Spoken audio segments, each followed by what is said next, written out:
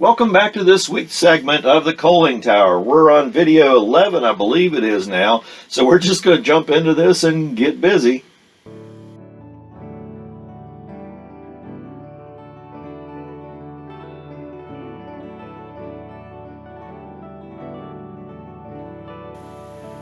So we are getting a long ways into this build on the Coaling Tower. You know, this video 11, I mean, I've done a few videos that went into 11. I think my beanery, when I built it, went into maybe 24, 25 videos. I don't remember.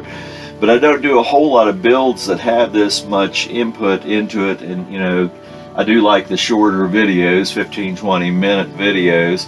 And it doesn't help my view time, but I think that's what really a lot of people like. You know, if I had longer videos and rambled like this, most people wouldn't go on through the rest of the video and have short view times anyway.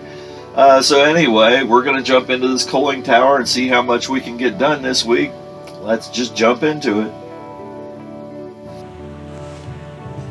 Now, you know, in the last video I showed getting started on all these handrails and stanchions and staircases around the building, but, you know, I got to thinking, you know, all these windows when I built this structure, you know, I didn't get styrene in them, and now I can't get to the inside to put styrene behind these open windows. You know, and just as a solution to the problem, I'm just going to fill these, and I've used various canopy glues and stuff in the past, but, you know, there's just a window or two on every side of this building that needs to be taken care of. Now, I've never used this for doing this before, but I'm going to try this clear Gorilla Glue. And, you know, I have this ice pick here, which is pointed, and I went through this bag of miscellaneous window stuff that I have left over from various things I've built, and I find this one example here that has one really big pane in it and a bunch of small panes in it. So I'm going to use it just to experiment on, make sure this is going to work. You know, and I just dab a bunch of that glue out onto a little cardboard pallet that I have here, and I'm using the very point of this and just coming back and taking some of that clear glue and filling every pane. Now the big pane's bigger than the panes I have to fill in. The small ones are, you know, a little bit smaller than the ones I have to do. But I go ahead, you know, and it takes several dips into the glue you can see here to get the big pane. Just one little tiny dip in each of those small openings does them just fine. And you know, after letting this set up for, I don't know, I think I let it set up overnight, so maybe 12 hours. You might not have to go that long with it, but I was working on other things at the time, so I just let it dry that long before I went back and looked at it. And you know, it set up and ended up making pretty good looking panes. Now, you know, I laid this flat when I did it, and you know, it's a little concave. You know, this would make better, you know, how they make windows out of the building blocks of glass. This would be excellent actually for those, but I'm just going to let this dry and set, and it did okay. Now the ice pick that I used was a little too big, and you can see this tool here that I made, and I use it for various glues. It's just a sewing needle with the very tip of the eyelet at the top cut off. And this holds glue in the rest of that opening, and I go ahead and lay this building in an angle. I can't really lay it flat with all the stuff I've added on it now. But I go through and just use this thing and take that glue and fill in all the openings on all the windows on each side. And I just do one side of the building at a time and let it lay there for, you know, 10-12 hours, and then come back and move on to the next side. Now this would have been better laying flat because you can see at an angle, more of the glue tends to puddle at the bottom of the pane versus being even all over the pane because me laying this, you know, in this manner for it to dry. Now it's not going to be a big deal, but I just go around the building and do each window, you know, or windows on each side of the building. And as I'm coming through, you know, overnight, one of those just ended up not, you know, you can see here one, that lower right cell did not take, so I had to come back a second day and fill that in.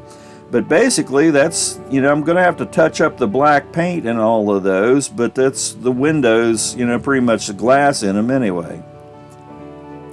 Now the next thing is to come back and, you know, start where I left off in the last video with the handrails and stuff now that the windows are done. And you can see it starts at that door in the very top compartment and wraps down this whole side of the building, and there's several landings where there's open grate, where there's doors, or platforms where you go over to another one and reach a ladder on this end that goes up to another platform. And this opening up here, I'm not sure. This might go into the sanding facilities, but in any case, it went in just so they could work on the guts and conveyors or whatever they had in that building. And I cut the hole for this opening. I'm not sure. It probably had a door. I don't know. But you can see there's a ladder between those two openings. And then on the other end of that long platform, it comes down to the roof, or close to the roof of where the cars went under to load sand. And from that landing, it goes down to this door, and there's a landing there. Then it comes down to the top of that auxiliary maintenance building. And from there, there's a little landing and then a stairwell to the side of that comes down and meets the ground. And that's the whole stairwell from top to bottom on this structure. Now, in the previous video, I showed you these assemblies that I had started years ago. There's this one for the very top portion of this.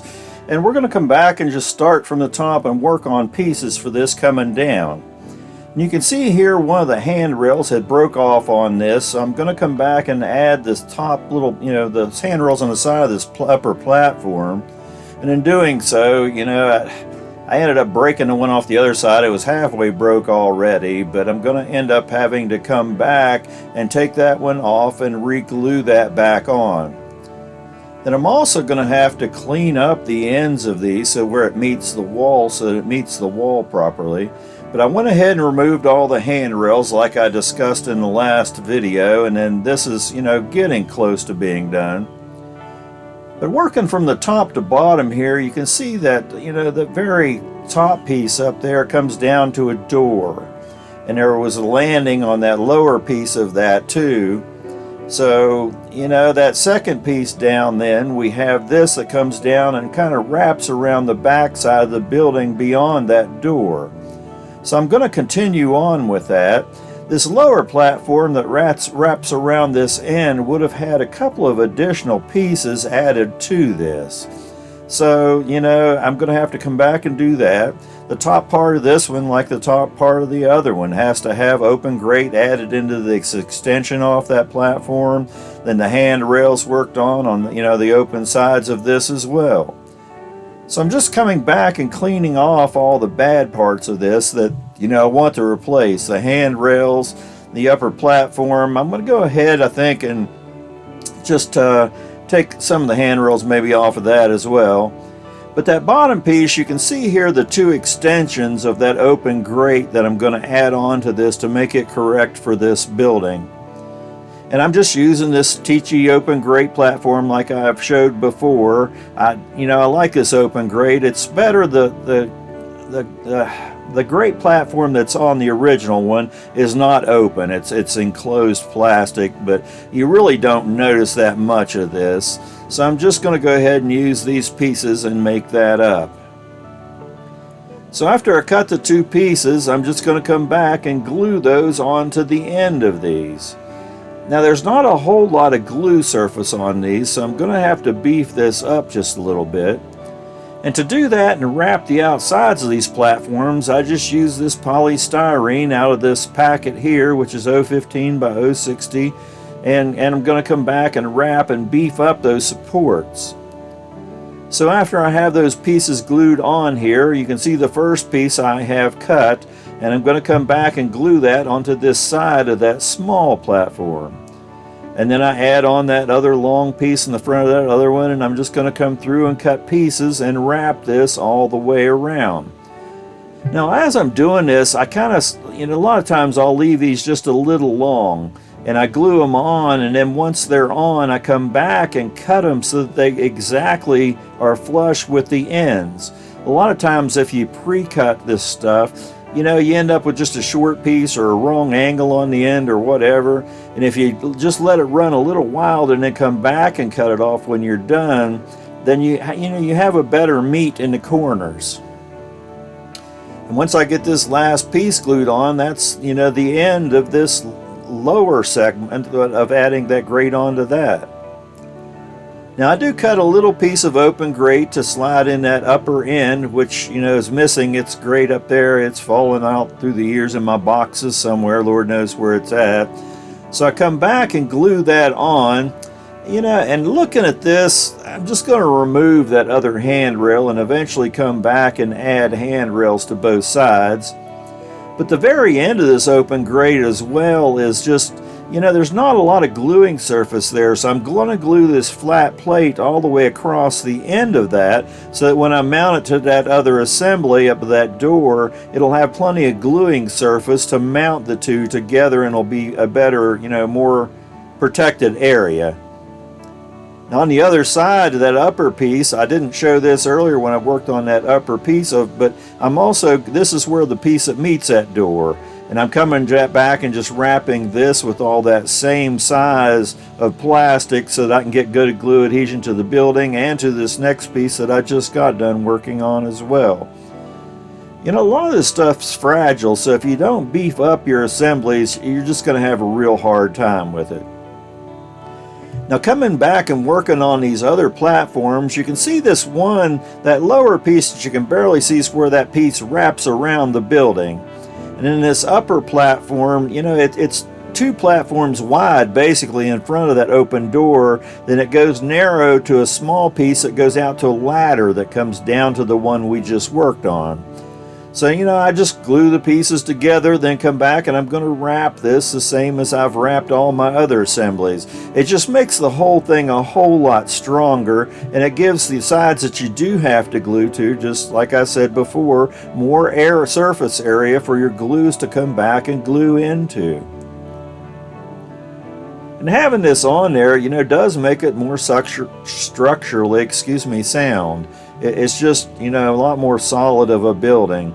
A lot of my buildings, I make them so that I can, not necessarily throw them or whatever, but, I don't like things that are really brittle and easily broken. And once we get this last piece on this, that's one more assembly that's, complete. And when I get ready to start gluing stuff together, that's one more. Now this lower end of that one assembly, you've got the stairs that come down from that one piece I made to a landing. The landing comes down to the door on a landing and then goes to that building roof on a landing. So I'm just going to start making these together from the upper one to the lower one. And that bottom, or the one up there that's on the top of the sanding chute roof, it has to be 2 stairs wide. So I make this just slightly more than 2 stairs wide, and I'm just going to wrap this the same as I did all those others. And I just let these pieces run wild, and once the glue sets up, I come back and cut them off. And these, you can see here, I just glued them on and it's wild, but once the glue sets up, I come back and with a knife use the other corner to just cut those off. And then that assembly has stairs that comes down to this little platform in front of this door. So I'm just going to make this little landing that's in front of that door next. And I just cut a piece and hold it up, and it just works out that this happens to be the right size to work in front of that door. So I'm just going to take this and I'm going to do the same thing with it as I did all the others, and I'm just going to wrap it with that white plastic, and it gives me more glue adhesion. There you go. We'll go again on 2 sides to glue the other assemblies onto this once I get this in place. This just takes a little bit of time to do each one of these. It's not that complicated. I do turn the grates upside down so that the top side is flush with the grate all the way around, because you can see here on the bottom they're not exactly even. Then the next platform is the one that comes down to that concrete mechanical building that I previously built. And there's a landing there with a stairway coming down from that door, and then one from there down to the ground. So here again, I'm just taking a single piece. I'm going to cut it wide enough for the stairwell down and the one onto the ground with just a slight bit of spacing in between the two. And then I'm going to wrap it the same way as I did all the other landings. It's just another time process, but once these are all put together, coming back and adding the stairs between all these, once they're mounted onto the building, will give me exact sizes and cuts for all these parts. so I don't have to worry about, having pre-made a stair that doesn't work out just exactly the way it should to the right size. Now I still have to find some legs for this to mount it onto the building, but basically that's all the various platforms together at this point. And here's the various assemblies and platforms all together laying here in one assembly, and that's just, a whole lot to start working with once I get together next week. Now I do have this one other stair assembly that I had put together years ago, and I have enough stairs to, finish coming on down to the ground, but I'm just going to go ahead and clean the handrails and everything off this other stair unit, so when I get to that point it'll be clean and easy, and it gives me something clean to start with and just go from ground zero. So there you have this week's segment of the Coaling Tower. Not a lot of things got added on to the building in this session, but getting all those platforms done will make everything go really quick, bringing all the stairways down. And I didn't want to do a whole lot more prep to the stairways because I want to start working this from the top down. And those first two pieces I think will, work out and meet okay there.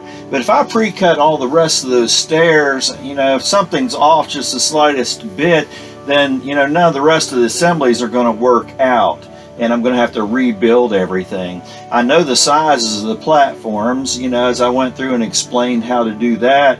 But everything else I'm just going to leave. And now that on the back side of the building, that one that comes up that double wide platform, I can go ahead and mount that and put that on. But I'm still waiting for the pieces for the handrails to come in, and they should be in the next day or so. So in the next segment, we'll just add handrails to everything and start adding these to the building from the top down. And it'll require some braces, and there's some other little tidbits here and there that go on to this building too. We started those steps underneath that one ladder on that concrete abutment on one end. I came back and filled those holes in. I'm just going to do it a different way. And some of you probably looked at those holes and laughed because a couple of them weren't on the mark for where they needed to be anyway. But the brass little handholds that I was going to use are just too wide for steps in that. I was trying to bend them and get angles on them to go in and work right, and that just isn't going to work. So I'm going to come up with something else. I'm already thinking about it, and I think I've got a solution. So in the next video, we'll deal with that too. And there were some lights around this building. I'm not going to make these operable because at this point I don't have any way of running the wires in the building, and the wires, you could run them as conduit on the outside of the building the way they were on the original Coaling Tower, because they were added later. They weren't there when the Coaling Tower was built. But the wires would be a little bit bulky, and it would really probably bug me. So I'm just going to put these in there right now as non-working lights and add them on there so that the detail is on the building. And I don't know, we need to look around and make sure we're not missing something else at this point. I need to repaint the black mullions and all those windows because they're just nothing but a big shiny blob at this point in time with all that glue making the windows and stuff. So we're just going to continue on with this in the next video. We are getting close. I expected this to maybe go a little bit faster and did, but there's just a whole lot of detail on this building, and scratch building is not the fastest of ways to do things. If you're looking for quick and easy, buy kits. Small tiny little buildings, an outhouse or an outdoor shed or something like that, doesn't take that long to do. You saw me do that concrete building, and it really started in one episode barely, and most of it the rest, and by the following video those were all done. I could have done that in 1 week segment of this show and still had some extra time, but you can do something small like that and it's quick and easy. But when you get into larger structures with all the detail, and even the kits, if you're buying a $200-300 kit, it's going to take some time to put it together. It's not quick and easy. But you'll not get a building exactly like one in your hometown, very rarely. You won't find too many of them out there in kit form. So that's why I enjoy doing this. I'm modeling a specific place in time. and none of these buildings are available out there. Somebody did put together the control tower, D-tower in Grafton in kit form, but I already had this one most all built for this yard, so I didn't buy the kit. But you know, there is a water tower, which Walters did put one out exactly like it a few years ago, so I bought that, so that's one less thing that I would have to build. And you saw the Tichy coal or watering chutes that will go next to this tower that I built as a kit for this whole little area too. So, you know, you can find some things in kit form, but if you want exact, and you know, exact as I build anyway, you're going to have to scratch build. And that's what this is all about. I hope you're learning how to do some of this. You know, I say not every video, but a lot of my videos, even if how not to do something by watching me. You know, just jump out there and experiment. Scratch build some structures, enjoy your trains, and happy model railroading.